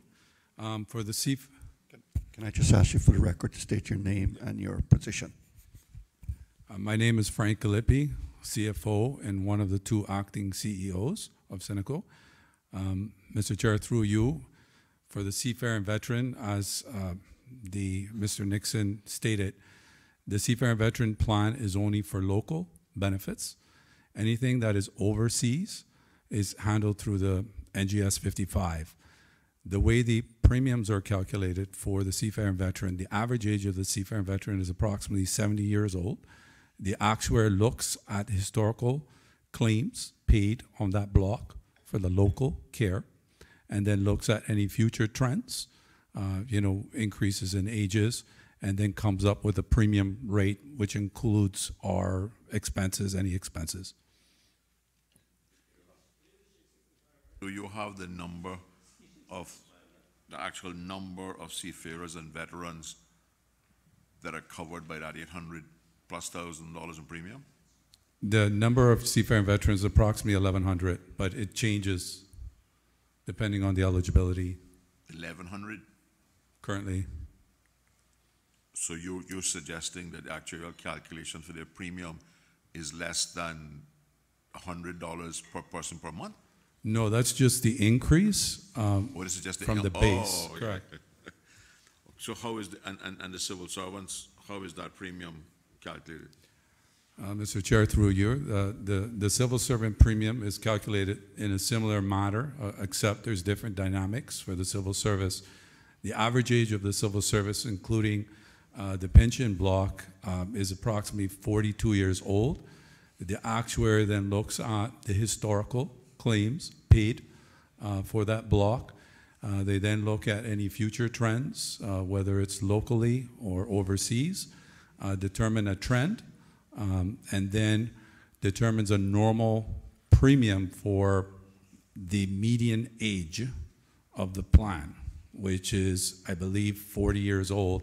And then they just trend higher if you're older than 40, or lower if you're younger than 40. So on that plan, we have age band rates. But isn't that defeating the whole purpose of insurance, where you try to spread your risk? So if they were if everybody was paying that average premium, granted the younger people would be paying a little bit more, but certainly the seamen and veterans, as part of that plan, their premium would be less. Right, but this is a closed group for government, the civil servants and the pensioners, and it's to essentially to help understand the risk by the age band. But whether it's closed or not, it is still, the purpose of the insurance is those who use less pay a little bit more than they use, so those who use more pay a little bit less. And we all get 61 day, Yeah, Mr. Chair, through you, at the end of the day, the overall premium collected, whether it's charged by age band or whether it's charged one flat rate, is going to be the same, because the group of members making up that risk is going to incur a fixed claim cost. But you see the problem, once you become unemployed as a pensioner in 60, paying that extra premium becomes a problem. Mr. Chair, through you, right now, if you're a civil servant and you continue with your health insurance benefits after retirement, right? It only makes a difference to the private sector, which essentially, when you're in a group line in the private sector, and you retire, they don't want to take on that risk anymore. Then you're out on the private market to try to obtain insurance. And the best product, is the standard health insurance contract, which has very limited benefits. Right. But if you're expanding Seneco, as we're doing now, beyond civil servants, pensioners, etc., without that balance and act, the people who coming in, depending on the age they are going to be hit with a much higher premium. Yes, I agree with that analogy. If we're expanding Seneco to the rest of the nation and trying to sort of bring down the premium rates and average out the risk between the elderly and the young, that would be a good model to charge. But you do sell premiums to non-civil servants at the moment. So it's Correct. already expanded. We sell them to the SHIC plan, the standard health insurance contract as dictated by law, which our average premium rate is $300 for the elderly. And what's it for a 20-year-old? 20-year-old is approximately $120, but the way it works out, 175 would be equal. yes, the way it works out is we do get a higher pool of elderly and a higher pool of... Which is the problem. Yes. This is where we got to come back here, which is if you included more 20-year-old, but who were paying that common premium, then you wouldn't have the problem. Government wouldn't have to be injecting all this money for indigent people. Mm-hmm. That's the problem. All right. Mr. Chairman, through you, just to my own understanding, the original budget figure of 5.577 million, where did that number come from?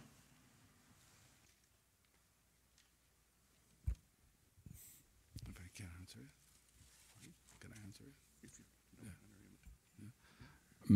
Mr. Chair, through you, the original, if I can backtrack, historically, Seneco's premiums haven't changed since 2012-13. In the first year of 2017, we were allowed a premium rate increase since 2012-13, and in 2018 was the first time we were allowed to increase our rates. In 2019, we calculated the actuarial premium rate. However, we didn't get the full amount of premium that was requested from the calculation of the actuary, and as such, that put us a budget projected loss, and that would put us in problems with the capital requirements from SEMA. So this budget. So when we take out the veterans and the Siemens, it pretty much almost doubled. Correct. Okay.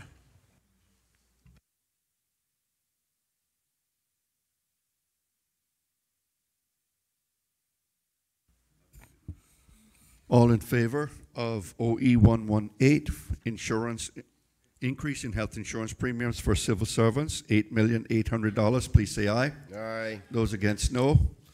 The ayes have it. OE 121, additional normal cost for pension plan, $3,551,000. Any questions? All in favor of OE 121, additional normal cost for pension plan, $3,551,000. Please say aye. Aye. Those against, no. The ayes have it. EI 50, Cayman Islands National Insurance Company, operating loss, $3 million. Any questions? All in favor of EI 50, Cayman Islands National Insurance Company, operating loss for $3 million. Please say aye. Those against, no. The ayes have it. EI 70, Ministry of Finance and Economic Development, $800,000. There are no questions. All those in favor of EI 70, Ministry of Finance and Economic Development for $800,000, please say aye. Aye. Those against, no. The ayes have it. Colleagues, that concludes the appropriations to the Ministry of Finance and Economic Development.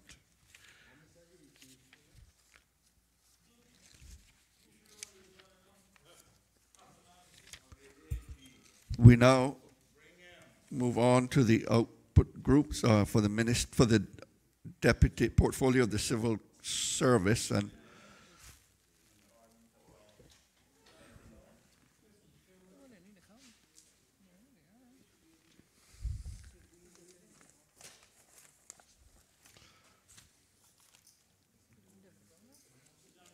yes, sir. Office of the Deputy Governor.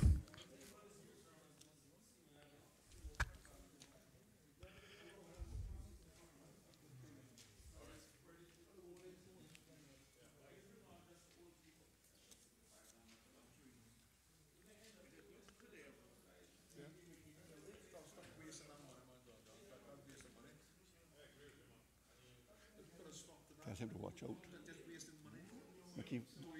Mr. Bush. Mr. Bush.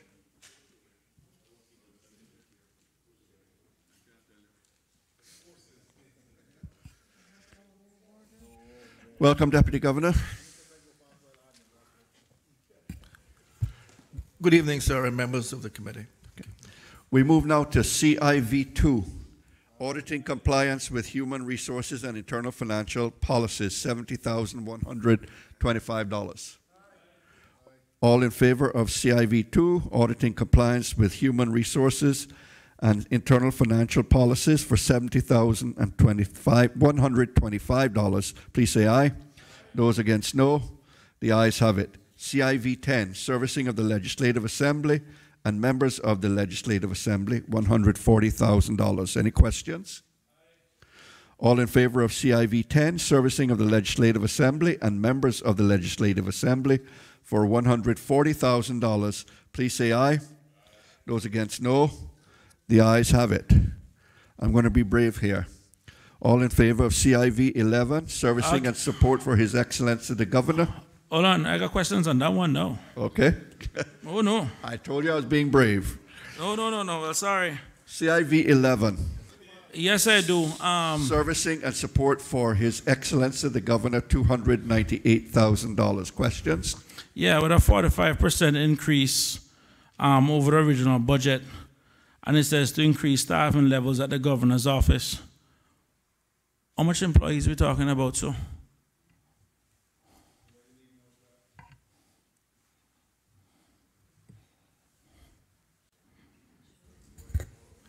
Mr. Chairman, through you, Franz Manderson, Deputy Governor here of the Civil Service. Good evening again. It's for 1.5 staff, sir, 1 policy officer, and we have an officer who has been assisting with some of the social secretarial work. Sorry. You said this is almost $300,000 in cost for 1.5 staff? I just want to make sure I understand that right.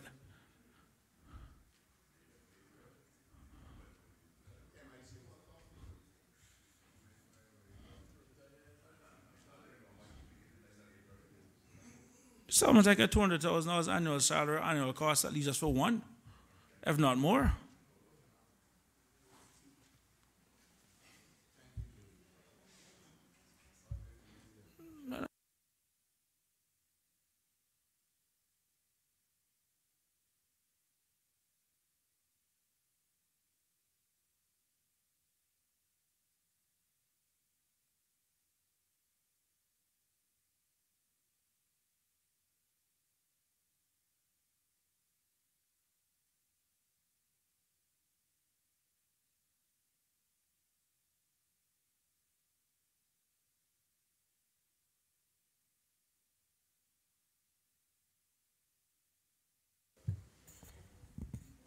Mr. Chairman, sorry for the delay. Mr. Chairman, just to be clear, that amount is not all personnel costs. The personnel cost that I have here is $102,000 in salary, $36,000 in healthcare costs, and $12,000 in pension. So not all of that is salary. Yes, we're not paying people more than chief officers, that's for sure. So, sorry, just so I'm clear, and thank you very much through you, Mr. Chairman, to the Honorable Deputy Governor. So, 150,000 of the 298, that's the true cost of 1.5 employee or one employee? Right now, this is 1.5 employees. And we're not sure that this person, the 0.5, is going to be all year round. So it's a temporary person that we have at the moment helping out. Okay, and the remaining 148,000, what would that cost be for?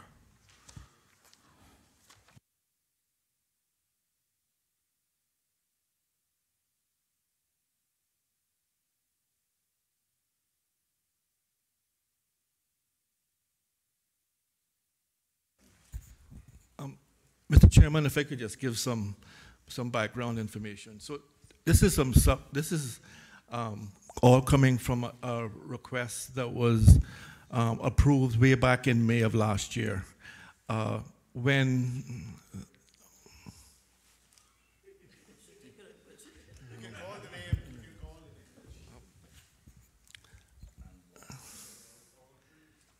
this was approved in May of last year, when there were some additional plans for Government House.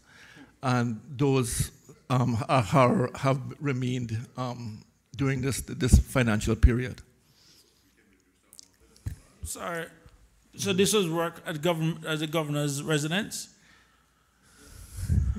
Roughly 148,000 to do what exactly, sorry?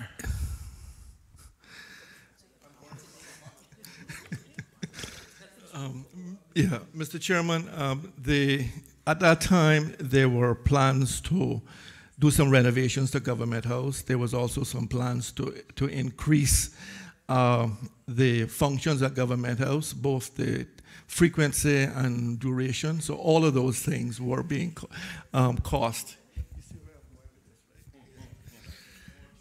Yeah. I'm being truthful?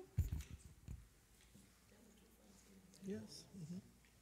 So just so we're clear, so we made what kind of function? You said they were expected increased functions. In May of last year, the idea was that there would be increased functions at Government House, both in terms of the frequency and the duration. As you know, normally function at Government House start at 6:30, they finish at 8. There was a plan to sort of increase that, to make the Government House more accessible to the community, but also for people to enjoy themselves a bit more at Government House. Mr. Chairman, so that I can be clear, because I think we may wind up in a problem. This was under in the era of the former Governor Anwar Chowdhury. So these were his plans and proposals. There's a new dispensation now. So Mr. Chairman, and why are we funding it now then, if the plans no longer exist? Mr. Chair, are we?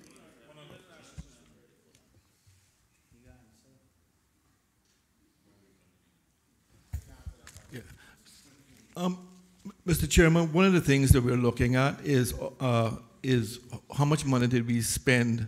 So from May until December, we have been looking to see how much of the money was actually spent. That figure is coming into my office next week, and then we will be able to know whether we have to return money back to government, whatever needs to be done. The governor has made it clear to me that the last thing he wants to do, and I'm talking about Governor Roper, is for there be additional expenditures attached to his office. So once we know exactly what we're going to spend, or what the spend was in the last, from May until now, then we can look at whether we actually need this and we need to do a cabinet paper to return the money, then we will do it. But I just didn't want to just not ask for the money in case it was being used for additional functions, whatever.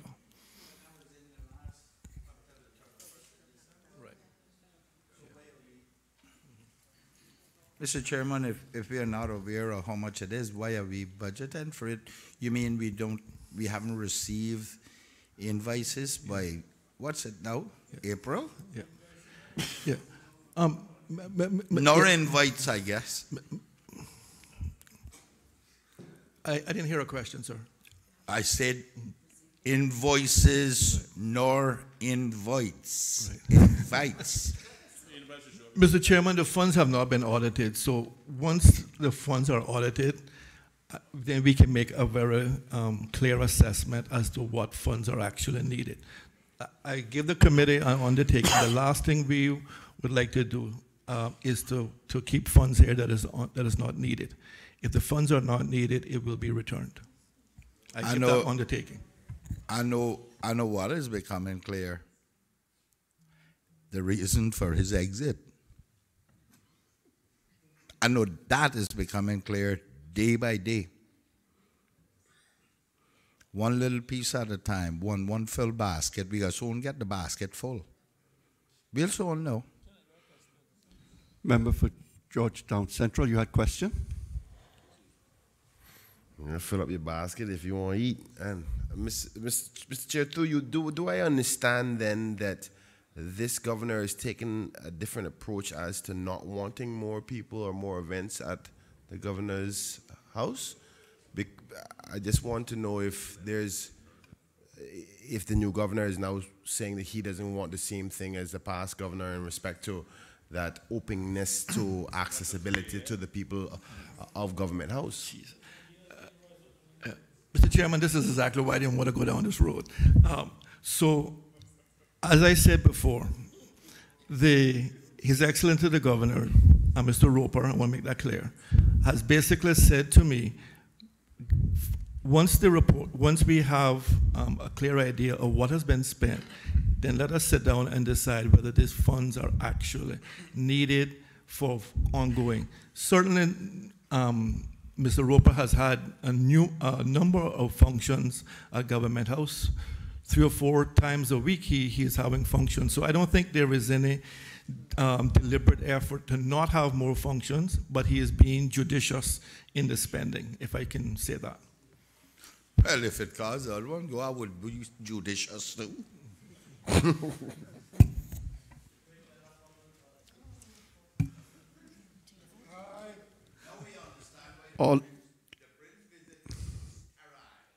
All in favor of CIV 11, servicing and support for His Excellency the Governor, $298,000, please say aye. Those against, no. No. Can I have Aye. a division, please, Mr. Chairman? Madam Clerk, please take the division.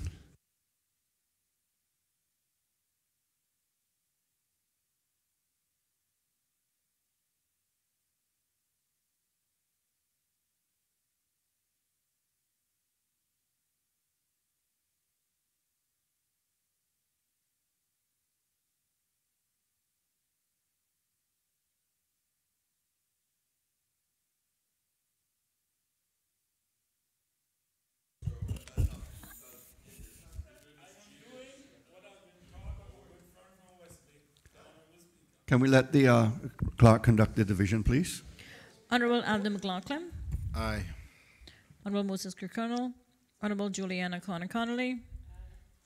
Honorable Dwayne Seymour. Honorable Joseph Hugh. Aye. Honorable Tower Rivers. Honorable McKeeva Bush. Honorable Barney Bush. No. Captain Eugene Ebanks. Aye. Ms. Barbara Connolly. Aye. Mr. David White.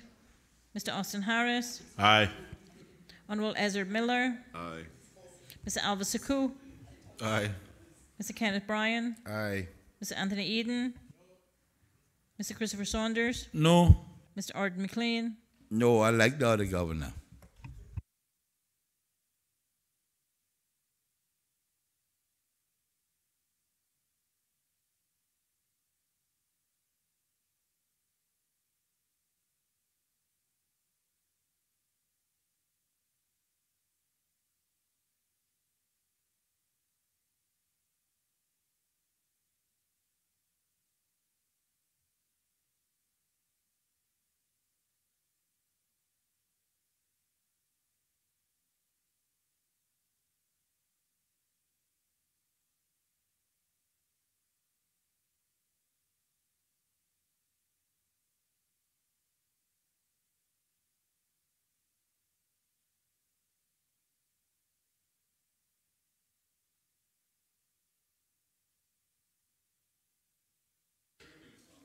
The results of the division: 12 ayes, 4 noes, 2 absentees.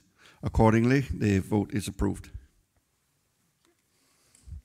We move now to CIV 16, Education Evaluation Services for $232,875. Are there any questions? All in favor of CIV 16, Education Evaluation Services for $232,875, please say aye. Aye. Those against, no. Ayes have it. OE 120, Repairs and Maintenance of Executive Buildings, $16,000. Questions? All in favor of OE 120, Repairs and Maintenance of Executive Buildings, $16,000, please say aye. Those against, no. The ayes have it. EI 35, Portfolio of the Civil Service, $250,000. Questions? All in favor of OE 35, Portfolio of the Civil Service for $250,000, please say aye. Aye. Those against, no. The ayes have it. Members of the committee, that concludes the appropriations to the Deputy Governor's office. Deputy Governor, thank you very much. So thank you very much, and thank for the team for being here with me. Thank you.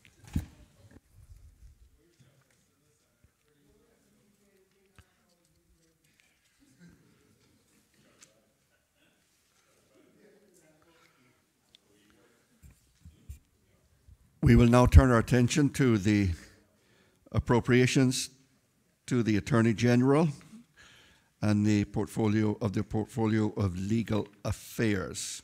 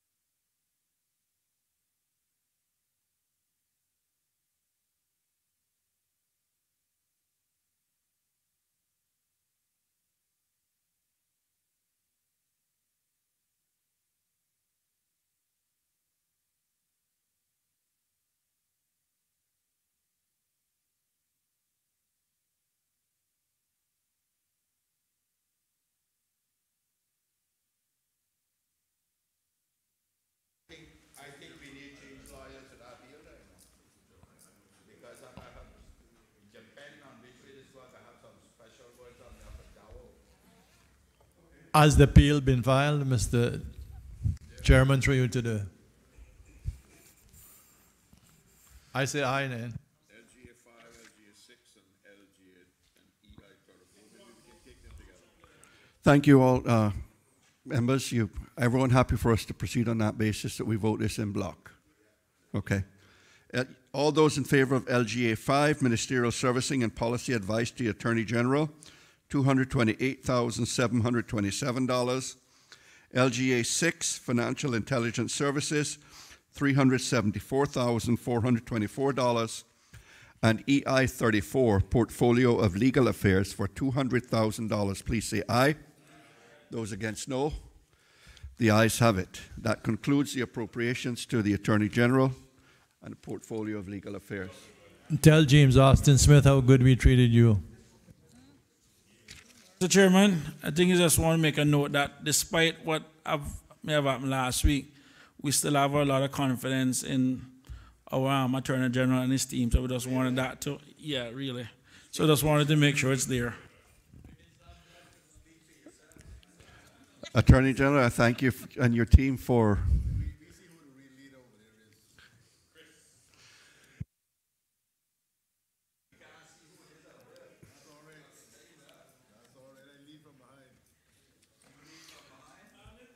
we now turn our attention to appropriations to the Chief Justice and Judicial Administration.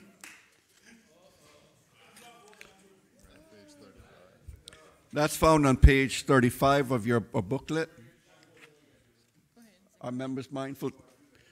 I will put the question. Those in favor of JAD 2, support for court proceedings, $372,000.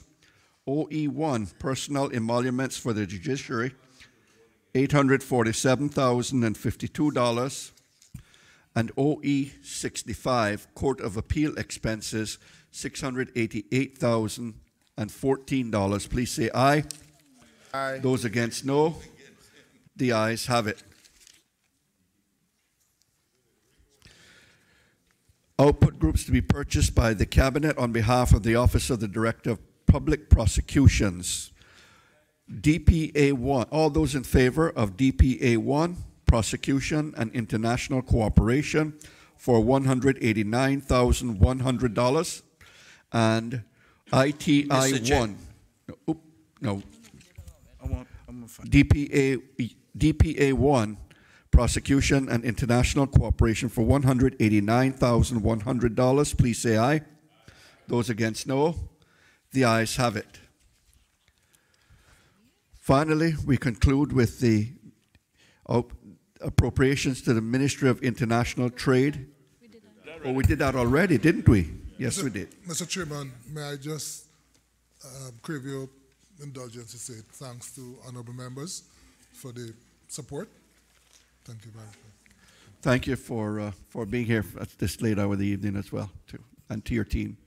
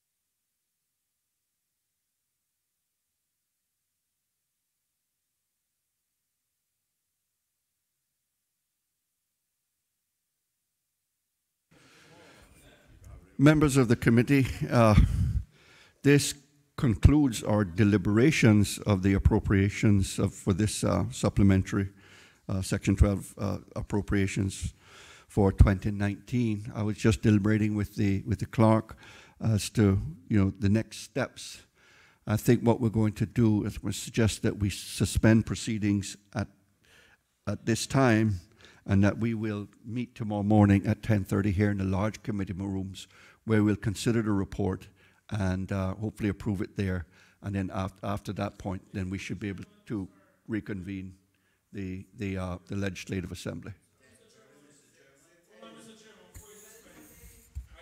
But don't we have caucus 10 o'clock tomorrow? And I got. What's that, Mr. Chairman? The procedural issue with off-right? What was the procedural deal in?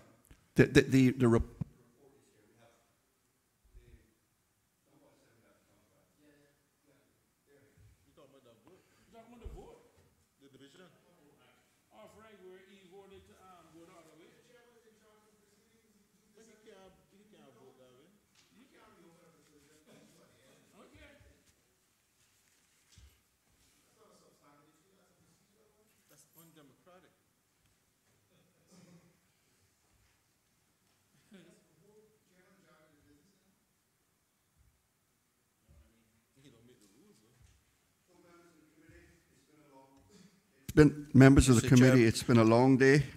At this time, we will go ahead and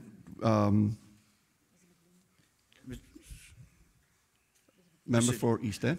Mr. Chairman, this is a procedural matter because those were supposed to reach us before the close of Finance Committee, just in case there was a requirement to recall them, which is permissible within the committee.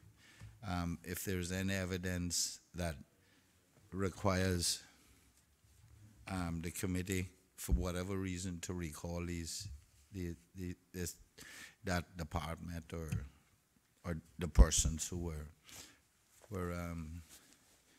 were given evidence, and I'm a little. It's obvious that this will not happen at this stage now, because since you're about to close this down, the only recourse members will have now is to take it to the floor of the Legislative Assembly, and that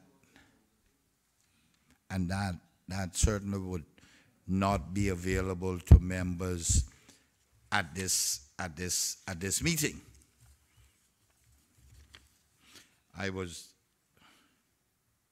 I'm a little bit surprised that these things it was waited until this was completed.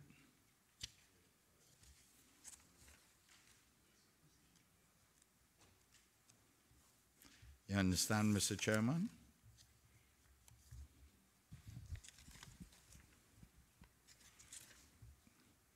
Because as I look at this, I don't know, I don't see where there's anything updated here on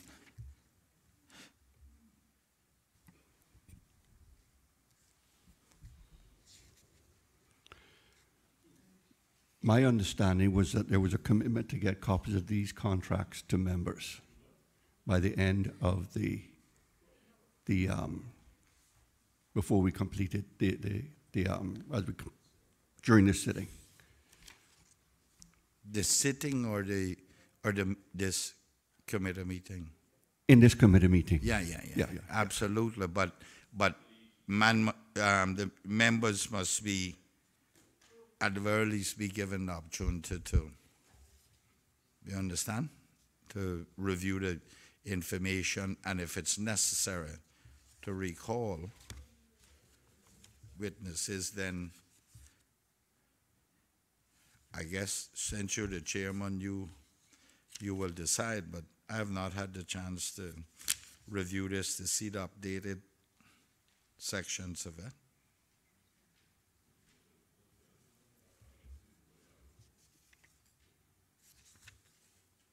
Mr. Chairman, if I can just indicate, there is nothing new or revealing in the paperwork the members have. And the government is certainly not going to agree to recall members of Ofrex staff at this hour. So I just give you that indication. And it would have to be the committee voting for their recall, not simply because one or two members wants them to come back. But that certainly is Mr. Chairman, that statement by the Premier is certainly an indication of curtailing the minority because they have the majority. But it is fair, it is reasonable that at some stage, if members want to respond to this or get more information, that they should be allowed to. So we can't use your majority with might.